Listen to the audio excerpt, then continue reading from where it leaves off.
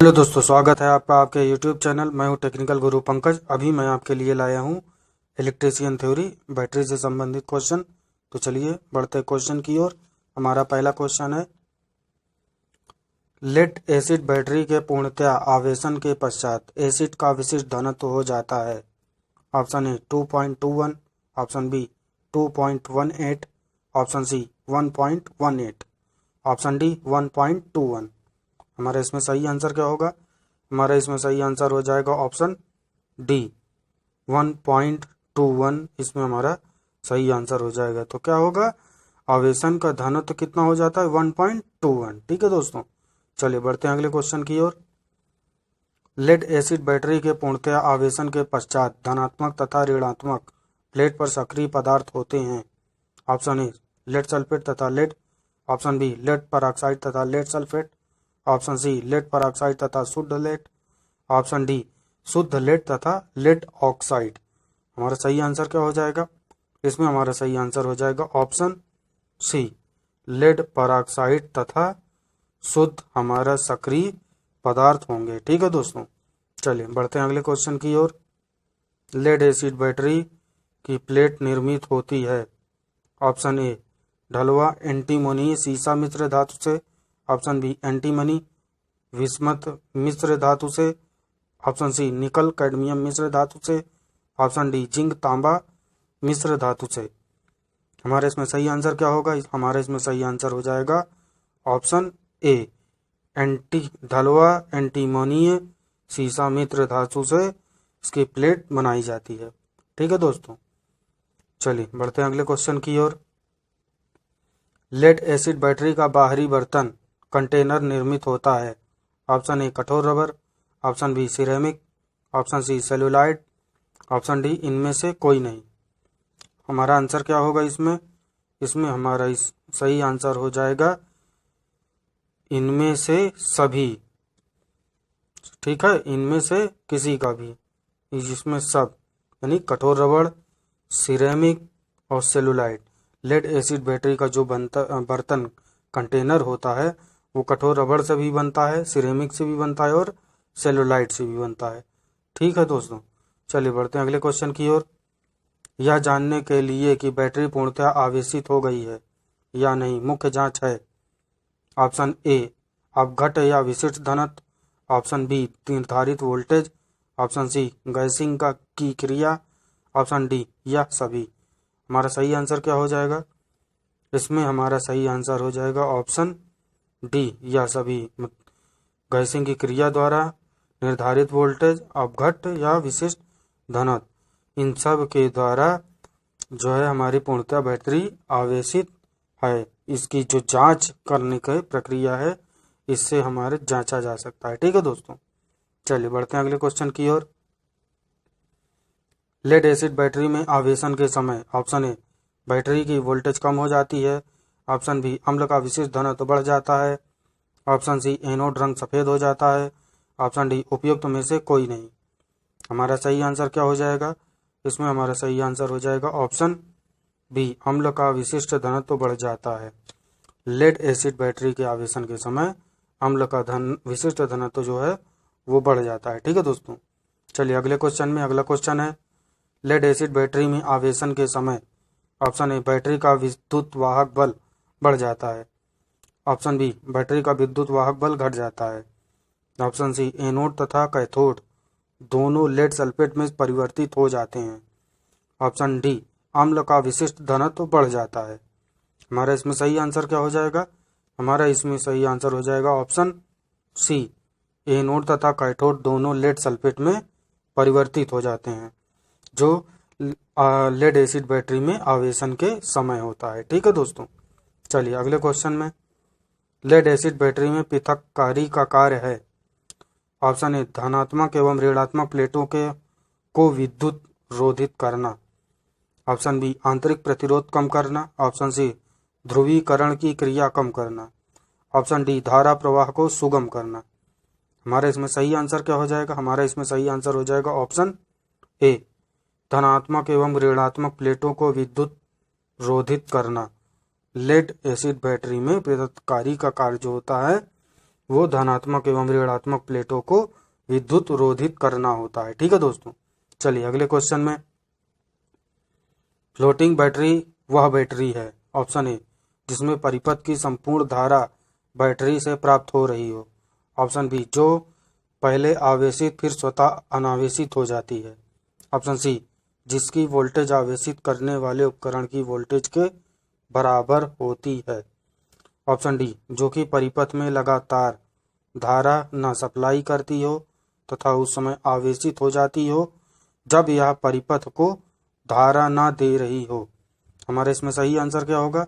हमारा इसमें सही आंसर हो जाएगा ऑप्शन डी, जो कि परिपथ में लगातार धारा न सप्लाई करती हो तथा उस समय आवेशित हो जाती हो जब यह परिपथ को धारा न दे रही हो, वो है हमारा फ्लोटिंग बैटरी, वही बैटरी कही जाती है। ठीक है दोस्तों, चलिए अगले क्वेश्चन में, किसी बैटरी का इलेक्ट्रोड होना चाहिए।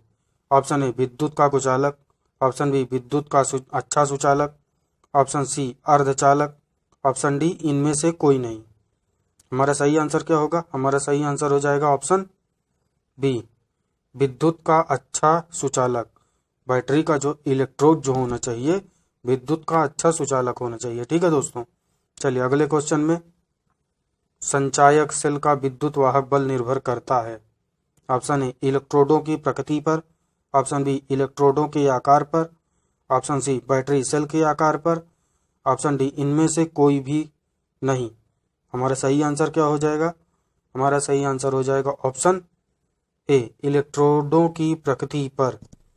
संचायक सेल का विद्युत वाहक बल इलेक्ट्रोडों की प्रकृति पर निर्भर करता है। ठीक है दोस्तों, चलिए बढ़ते हैं अगले क्वेश्चन में, सीसा अम्ल सेल की अपेक्षा निकल लौह क्षारीय संचायक सेल का आंतरिक प्रतिरोध होता है। ऑप्शन ए, 0। ऑप्शन बी, अधिक। ऑप्शन सी, कम। ऑप्शन डी, समान। हमारा सही आंसर क्या हो जाएगा? हमारा सही आंसर हो जाएगा ऑप्शन सी, कम। सीसा अम्ल सेल की अपेक्षा निकल लौह क्षारीय संचायक सेल का आंतरिक प्रतिरोध क्या होगा? वो कम हो जाएगा। ठीक है दोस्तों, चलिए बढ़ते हैं अगले क्वेश्चन की ओर, निकल लौह क्षारीय सेल का जीवन काल होता है। ऑप्शन ए, 5 वर्ष। ऑप्शन बी, 4 वर्ष। ऑप्शन सी, 3 वर्ष। ऑप्शन डी, 2 वर्ष। हमारा सही आंसर क्या हो जाएगा? हमारा सही आंसर हो जाएगा ऑप्शन ए, 5 वर्ष। निकल लौह क्षारीय सेल का जीवन काल 5 वर्ष होता है। ठीक है दोस्तों, चलिए बढ़ते हैं अगले क्वेश्चन की ओर, सेल की एम्पीयर घंटा दक्षता उसकी वाट घंटा दक्षता से, ऑप्शन ए, अपेक्षाकृत 0 होती है। ऑप्शन बी, कम होती है। ऑप्शन सी, समान होती है। ऑप्शन डी, अधिक होती है। हमारा सही आंसर क्या हो जाएगा? हमारा सही आंसर हो जाएगा ऑप्शन डी, अधिक होती है। सेल की एम्पीयर घंटा दक्षता जो है उसकी वाट घंटा दक्षता से अधिक होती है। ठीक है दोस्तों, चलिए बढ़ते हैं अगले क्वेश्चन की ओर, शुष्क सेल का आंतरिक प्रतिरोध होता है। ऑप्शन ए, 1 से 20 ओम। ऑप्शन बी, 0.2 से 0.4 ओम। ऑप्शन सी, 3 से 5 ओम। ऑप्शन डी, 2 से 2.5 ओम। हमारा सही आंसर क्या हो जाएगा? हमारा सही आंसर हो जाएगा ऑप्शन बी, 0.2 से 0.4 ओम हो जाएगा। ठीक है दोस्तों, चलिए बढ़ते हैं अगले क्वेश्चन की ओर, छिद्र प्लग को बैटरी में लगाया जाता है। ऑप्शन ए, सेल में बनी गैसों को बाहर निकालने के लिए तथा सेल में अम्ल डालने के लिए। ऑप्शन बी, बैटरी के शीतलन के लिए। ऑप्शन सी, वायुमंडल से वायु लेने के लिए। ऑप्शन डी, उपरोक्त में से कोई नहीं। हमारा सही आंसर क्या हो जाएगा? इसमें हमारा सही आंसर हो जाएगा ऑप्शन ए, सेल में बनी गैसों को बाहर निकालने के लिए तथा सेल में अम्ल डालने के लिए छिद्र प्लग को बैटरी में लगाया जाता है। ठीक है दोस्तों, चलिए अगले क्वेश्चन में, निकल लौह क्षारीय सेल में तापमान बढ़ने पर विद्युत वाहक बल कुछ घटता है परंतु धारिता, ऑप्शन ए, 0 हो जाती है। ऑप्शन बी, कुछ कम हो जाती है। ऑप्शन सी, बढ़ जाती है। ऑप्शन डी, अपरिवर्तित रहती है। हमारा सही आंसर क्या हो जाएगा? इसमें हमारा सही आंसर हो जाएगा ऑप्शन सी, बढ़ जाती है। निकल लौह क्षारीय सेल में तापमान बढ़ने पर विद्युत वाहक बल घटता है, परंतु धारिता हमारी जो है वो बढ़ जाती है। ठीक है दोस्तों, चलिए अगले क्वेश्चन में। अगला क्वेश्चन है सेल का आंतरिक प्रतिरोध।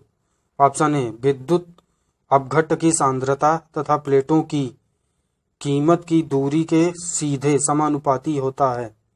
ऑप्शन बी या घोल के भीतर डूबे प्लेटों के क्षेत्रफल के समानुपाती होता है। ऑप्शन सी ध्रुवण के अधिक हो जाने पर अधिक होता है। ऑप्शन डी उपयुक्त सभी। हमारा इसमें सही आंसर क्या हो जाएगा? इसमें हमारा सही आंसर हो जाएगा उपयुक्त सभी। विद्युत अपघट्ट की सांद्रता तथा प्लेटों की दूरी के सीधे समानुपाती ये भी होता है। यह घोल के भीतर डूबे प्लेटों के क्षेत्रफल के समानुपाती होता है और ध्रुवण के अधिक हो जाने पर अधिक होता है। ठीक है दोस्तों, चलिए बढ़ते हैं अगले क्वेश्चन की ओर। ट्रिकल आवेश आवश्यक है। ऑप्शन ए निकल लौह सेल में। ऑप्शन बी प्राथमिक सेल में। Option C lead acid battery में। और ऑप्शन डी इन सभी में। हमारा सही आंसर क्या हो जाएगा? हमारा सही आंसर हो जाएगा ऑप्शन डी इन सभी में। लेड एसिड बैटरी में भी, प्राथमिक सेलों में भी और निकल लौह सेल में भी ट्रिकल आवेश आवश्यक होता है। ठीक है दोस्तों, चलिए बढ़ते हैं अगले क्वेश्चन में। एडिसम सेल में इलेक्ट्रोलाइट होता है। ऑप्शन ए पोटेशियम क्लोराइड का। ऑप्शन बी पोटेशियम हाइड्रोक्साइड का। ऑप्शन सी सोडियम क्लोराइड का। ऑप्शन डी हाइड्रोक्लोरिक एसिड का। इसमें हमारा सही आंसर क्या हो जाएगा? इसमें हमारा सही आंसर हो जाएगा ऑप्शन बी पोटेशियम हाइड्रोक्साइड का। एडिसम सेल में इलेक्ट्रोलाइट जो है पोटेशियम हाइड्रोक्साइड का होता है। ठीक है दोस्तों, चलिए अगले क्वेश्चन में। निम्नलिखित में से प्राथमिक सेल नहीं है।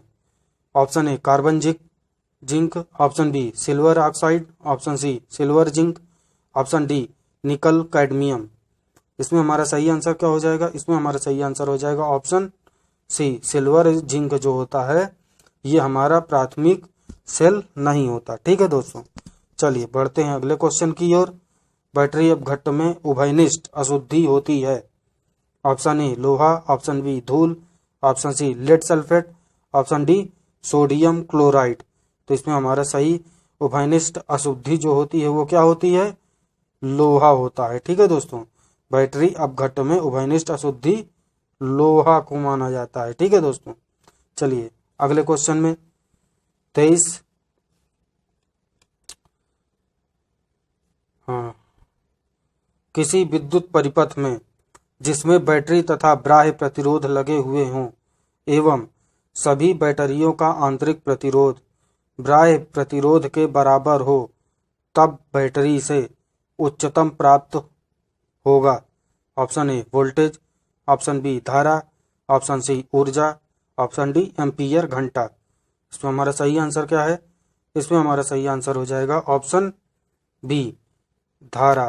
किसी विद्युत परिपथ में जिसमें बैटरी तथा बाह्य प्रतिरोध लगे हुए हों उसका बाह्य प्रतिरोध के बराबर बैटरी से उच्चतम प्राप्त होगा क्या? धारा। धारा जो है ये हमारी इसमें उच्चतम प्राप्त होगी। ठीक है दोस्तों, चलिए अगले क्वेश्चन में। अनावेशन के पश्चात लेड एसिड बैटरी में अम्ल का विशिष्ट घनत्व कम होकर हो जाता है। Option A 1.9। Option B 1.18। Option C 1.12। Option D 1.8। इसमें हमारा सही आंसर क्या हो जाएगा? इसमें हमारा सही आंसर हो जाएगा ऑप्शन सी 1.12। विशिष्ट घनत्व हो जाएगा बैटरी में अम्ल का विशिष्ट घनत्व जो है वो कम होकर कितना हो जाएगा? 1.12। चलिए बढ़ते हैं अगले क्वेश्चन में।